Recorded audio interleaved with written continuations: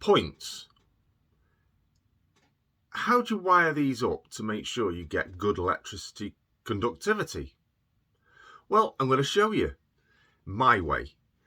Simple, effective, and I've never had any problems since. Stay with me and we'll talk you through it.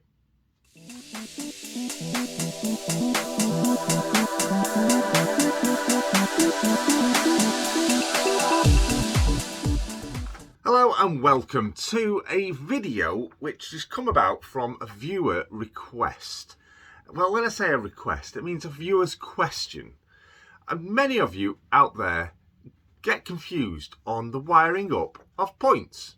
Please excuse the illustration. I haven't got any spare ones, so I've had to print one out. These are a bit of a headache for us modelers to ensure that our locomotives pass over these, whether you've got initial frog or electro frog points, without them stopping on any point, pardon the pun, of them, either on the switch blades, on the either ends, or around the frog. It does cause a bit of a headache.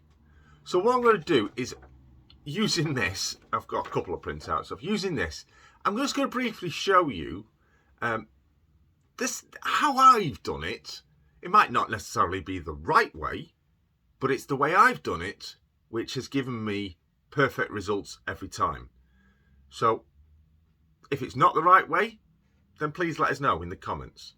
If there is other ways that are easier than this, let us know in the comments. If you found a better way than this, let us know in the comments. Let us know anything you've got to say about wiring up points in the comments. I'm going to spin the camera around. Let's have a look at one of these. And I'm going to do some bit of artistic work to show you how I've done them on my layout. So just before I take you to the illustration to show you how I've done it, I'm just going to show you a couple of points here right at the front of my layout. Now I've used initial frog points across my entire layout. I've not used electro frog points except for the TMD, which obviously I acquired. That did have electro frog points on it.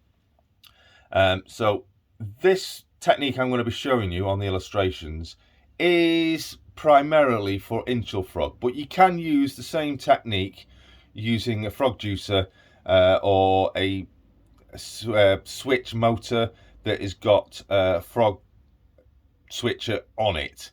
So just bear with me. Here's a couple of points then. These work faultlessly, as you see there, initial frog. And just so you all know, initial frog means that it's a plastic frog and not a metal one, where both the rails are included in the frog. These work faultlessly. I'm going to show you now on the illustration how I've wired those up.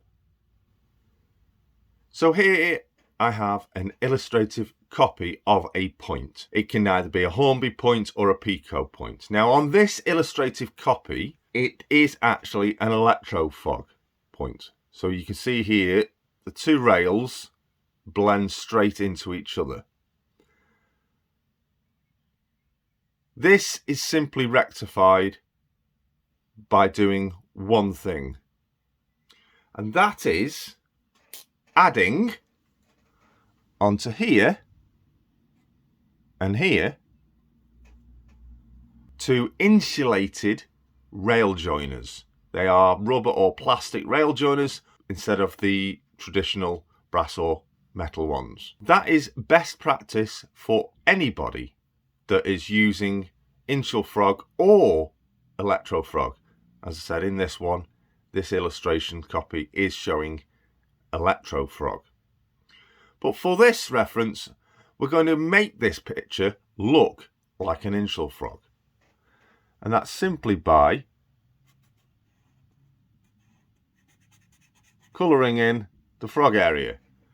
So that'll be what an initial frog point will look like. It'll be a big piece of plastic just covering that frog area, but still have those rail joiners as insulated rail joiners.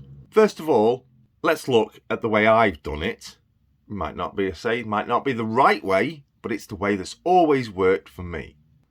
So with power on our rails, if we're not using a bus wire, or even if you are using a bus wire, we rely on the conductivity of the electricity to power the trains via the rail joiners, or on the points, the switchblades.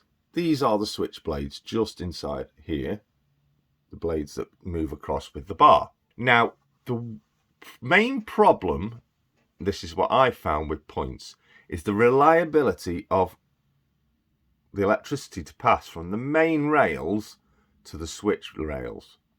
Okay, that I found is the biggest headache, but I found a way around that. So first of all, let's decide which rail is going to be our positive or our negative. With my layout, I've always used the simple term back is black, or back to black. So for this illustrative purposes, we're going to use the negative as black in the back rail. And for the nearest rail is our positive. Okay, simple, isn't it? So now you want to look is this rail, and this rail are to be all positive.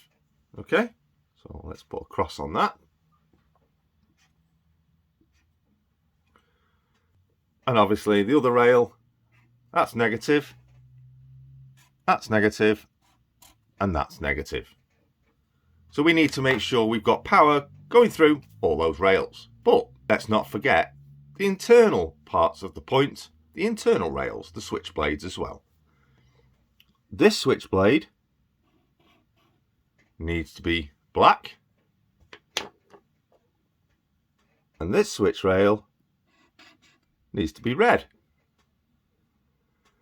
Follow those. They go through, and the black passes through. Now, with some points, you will get a little wire joining the rails. When you're using electro points, motors, you generally have to cut those, but that's for another video. For this, we need to just ensure we've got great connectivity between all the rails. Now, this is the bit where I do my wiring to ensure the switchblades get great connectivity all the time. So I'm just going to, in simple terms, put some connection points for your bus wire, power feed to around the track underneath your layout, to connect to your points. You simply just need to solder a wire on there, solder a wire to there, and where else? Well, you want your switchblade, so you need to ensure you've got power to your switchblade as well, and the likewise for your negative as well. So power to your switchblade, power to your outside rail,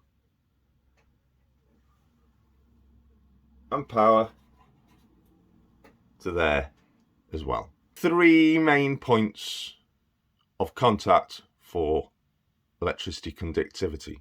Now, some might say, well, what's the point of doing these areas here?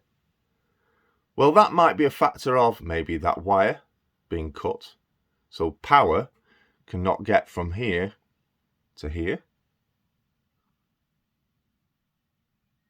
because if it is cut and the switchblade doesn't make good contact, this will be dead.